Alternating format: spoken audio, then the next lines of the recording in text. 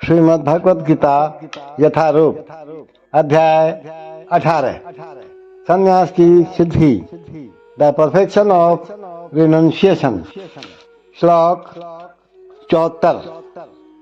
अब इस श्लोक में संजय जो कि अपने राजा धृतराष्ट्र को युद्ध का आंखों देखा हाल सुना रहे थे, वे कहते हैं संजय उवाच इति अहम वासुदेवस्य पार्थस्य च महात्मनः संवादम इमं अस्त्रोसम अद्भुतम रोमहर्षणम।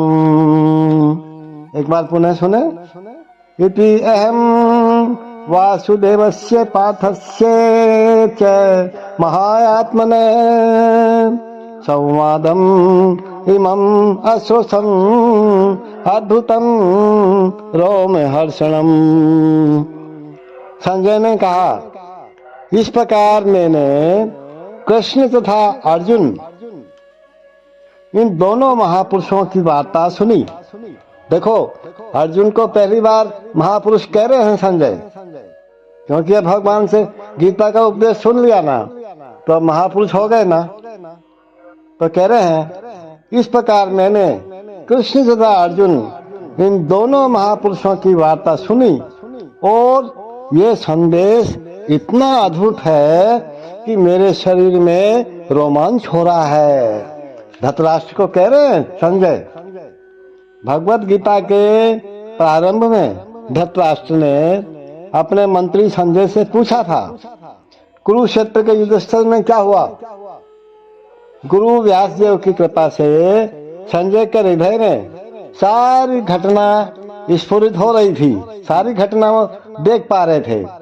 इस प्रकार उसने युद्ध स्थल की विषय वस्तु कह सुनाई थी और यह वार्ता आश्चर्यप्रद थी, क्योंकि इसके पूर्व दो महापुरुषों के बीच भगवान कृष्ण और अर्जुन ऐसी महत्वपूर्ण वार्ता कभी नहीं हुई थी और न भविष्य में पुनः होगी। ये वार्ता इसलिए भी आश्चर्यप्रद थी क्योंकि भगवान भी अपने तथा अपनी शक्तियों के विषय में जीवात्मा अर्जुन से वर्णन कर रहे थे, जो परम भगवत भक्त था। यदि हम कृष्ण को समझने के लिए अर्जुन का अनुसरण करें तो हमारा जीवन सुखी और सफल हो जाए।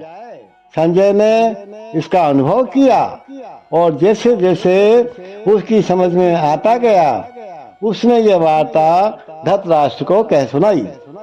अब ये निष्कर्ष निकलता है कि देखो भाई, जहाँ जहाँ कृष्ण और अर्जुन है वहीं वहीं विजय होती है।